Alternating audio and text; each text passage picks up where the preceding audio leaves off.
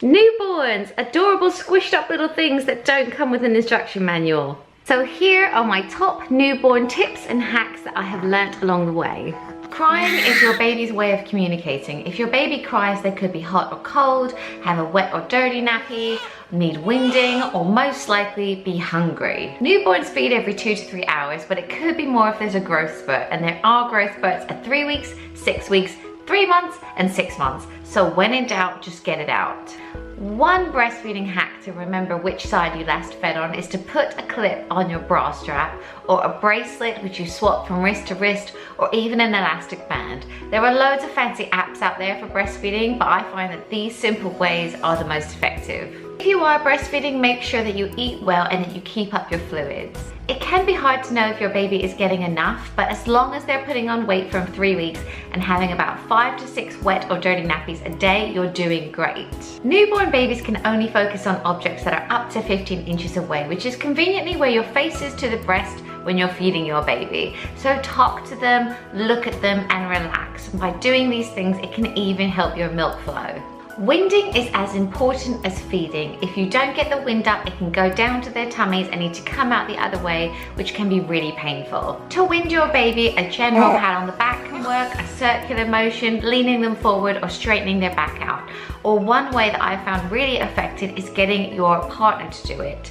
Men are a bit heavy-handed, they don't smell all yummy like milk, and they're really good at getting the wind up. If the wind does go down to their tummy and they're in pain, you can help them by pulling their knees up or doing a cycling motion with their legs. Another great thing to do is the sun and moon massage. I will do a link in the description box below so that you can learn it properly. So your baby's first ever poos will be black, thick, sticky meconium poo.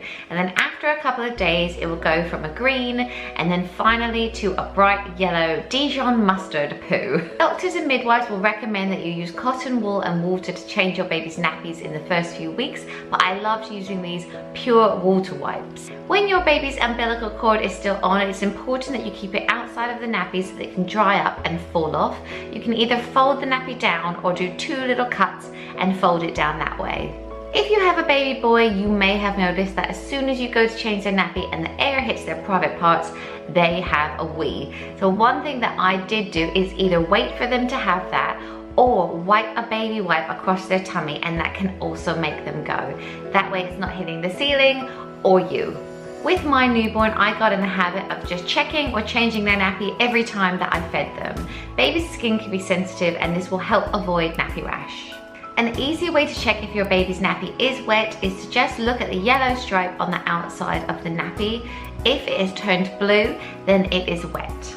Nappies can leak from time to time, so make sure that you pull out the frilly bit around your baby's leg to make sure that you keep it all in. If your baby does have an explosive poo and it gets onto their vest, don't worry. Baby vests are designed to come down over their shoulders as well as up. There's a really wide neck, so just pull it down and then you don't have to pull the mess over your baby's face. A great hack is to make up a little changing basket that you can take with you around the house wherever you are. So just get a basket, add some nappies, wipes, barrier cream, a change of clothes and a mat, and you're good to go. To help settle your baby, hold their head and bum and rock and sway. This will make them feel secure and like they are back in the womb. And this is something that you would probably do instinctively. Some babies also like to be swaddled to mimic the feeling of being in the womb, so just get a big muslin or a swaddle blanket and wrap them up like a little fajita. A little sleeping hack that I have learned is to layer your baby's bedding like this. Mattress protector sheet, mattress protector sheet, and then pram sheets are great for catching spit up. This will save you loads of time in changing your sheets, especially if there are accidents in the middle of the night. Babies also get colder than you think, so one hack that I did was to download a little chart on Pinterest of what layers my baby should wear in what temperature. You could even print this out and put it on your nursery wall. The best temperature for your baby's bath is 37 and the best temperature for your baby's room is 19. Don't be afraid to ask visitors or guests to wash or use hand sanitizer before holding your baby. One great hack that I did was to make my eldest son, who's nearly 6, the hygiene police, and he took great pleasure in telling our guests then they need to wash their hands if they want to hold the baby. Baby wearing. If you have older children, this is a must. This is such a good way to get stuff done while also keeping your newborn happy. They can hear your heart and they are nice and warm, so you can make dinner and they can have a sleep. A great hack for going out is to make yourself a little clothing bundle that you can throw in your baby bag should there be any accidents when you're out. Just lay out a baby grow and then a vest on top of it and place 2 socks in the middle of it with the openings facing out. Roll up the whole bundle and fold the socks down, and you have a full change of clothes ready to go. You could even put this into a Ziploc bag so that you have somewhere to put wet or messy clothes when you're out. Babies can also have quite dry skin. You probably would too if you had been in water for 9 months.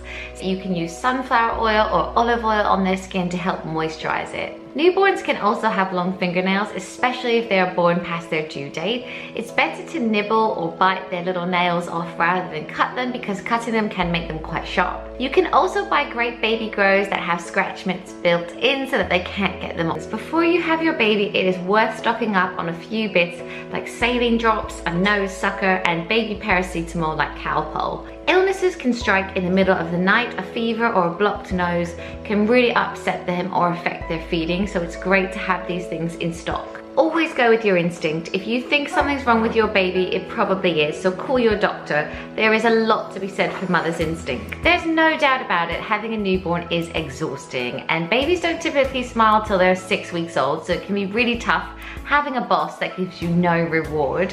But just try to remember that this newborn phase is over so fast. So just hold them, kiss them, smell them, take too many photos and enjoy it before they are running around. Thank you so much for watching. Please comment below if you have any other newborn hacks, because my baby is only 3 weeks old and I can do with all the help that I can get. And don't forget to subscribe for more hacks videos, and I will see you soon.